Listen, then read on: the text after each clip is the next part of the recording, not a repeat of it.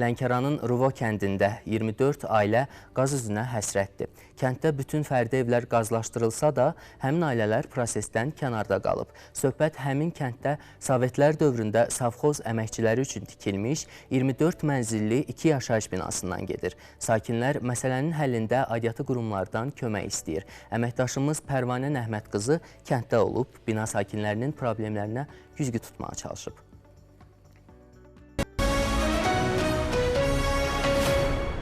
Görü de karıkaları vermedi. O mağazında yalvarırım bunu alırım. Neyiniz o karıkaları? Onu çalırım piçe odunu yerinde. 5 metre odun bana neyin yer sana kurban olayım. Lənkəranın Ruvo kəndinə 16 il əvvəl qaz xəttinin çəkilməsi sakinlərin böyük sevincinə səbəb olmuşdu.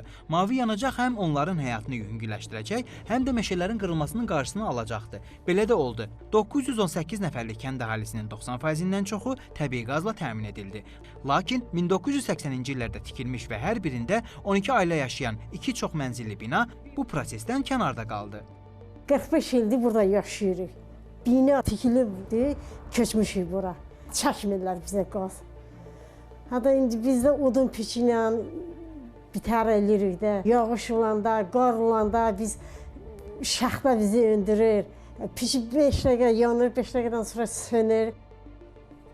Qazsızlıq səbəbindən sakinlər alternativ yollara əl atır, odun yandırır, elektrik cihazlarından istifadə edirlər. Ən təhlükəlisi isə maye qaz balonlarıdır. Binaların qarşısında, eyvanlarda və hətta evlərin içində balonlara rast gəlmək olur.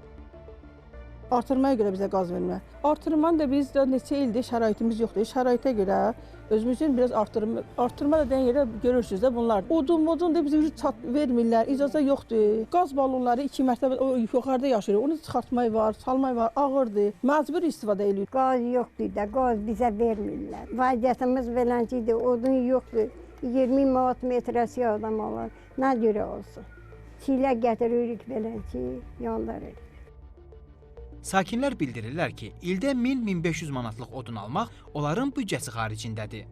Tövləcat söküblər, biz onları alırıq 17 manatda. İkinci mərtəbədə yaşayıram, özə xəstə adamam. Daşıya bilmirəm bura. Bu indi sabah qar yağdı, necə olar? Bu odun qutarandan sonra biz nə edəyik? Aidiyyəti üzrə müraciət eləmişsiniz, nə deyiblər? Qaz idarəsinə müraciət eləmişik, dəfələrlə. Hələ deyirlər, siz artırmayacaq, bir dənə bahanə axtarırlar. Bir də layihə, hər şey hazır oldu. Gəldilər, dedi, yox, siz artırma eləmişsiniz, olmaz. Artırmanın da səbəbləri var. Bunun səbəbi odur ki, 2 otaqdan ibarətdir. Heç nə içində yoxdur. Nə onun hamamı var, nə o biri, heç bir şərait yoxdur. Ona görə biz artırma eləmişik. Qaz idarəsində də demişik, icra hakimə də demişik, hər yerdə deyirik ki, odunla baca gəlmir. Yox, vermirlər odunu. Bir dənə lobya külə indi kəsmək, 20 manat gərimədir. Bax, onda niyə biz? Maye qazdım, məcburam onu işlədim də. Xörəybəz nə istəmişik. Qanuna uyğun necədir? Çəksinlər bütün də, dövlət səviyyədə.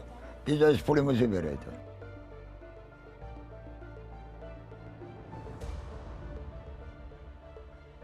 Məsələ ilə bağlı Azərqaz İstehsalat Birliyindən bildirildi ki, sakinlərin müraciəti nəzərə alınaraq 2024-cü ilin əsaslı tikinti proqramına binaların qazlaşdırılması daxil edilsə də, proses həyata keçməyib.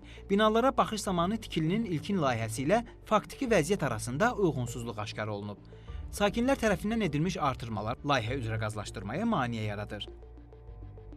Ona görə də ya sakinlər tərəfindən sonradan əlavə edilmiş tikililər sökülərək bina ilkin təsdiqlənmiş tikinti layihəsinə uyğunlaşdırılmalıdır, ya da mövcud vəziyyətə uyğun binaların tikinti layihələri yenidən işlənərək müvafiq icra hakimiyyəti orqanları tərəfindən təsdiqlənməlidir. Yəni, bu halda yalnız Azərqaz İstehsalat Birliyi texnik şərt verərək həmin binanın qazlaşdırılmasına razılıq verə bilər. Amma əlavə tikililər indiki mənzərə bunu etməyə imkan vermir. Açıqlamadan belə anlaşılır ki, layihələndirmə aparıldıqdan sonra binaların növbəti illərdə qazla təmin olunacağına ümid var. Mövzunu diqqətdə saxlayacağıq.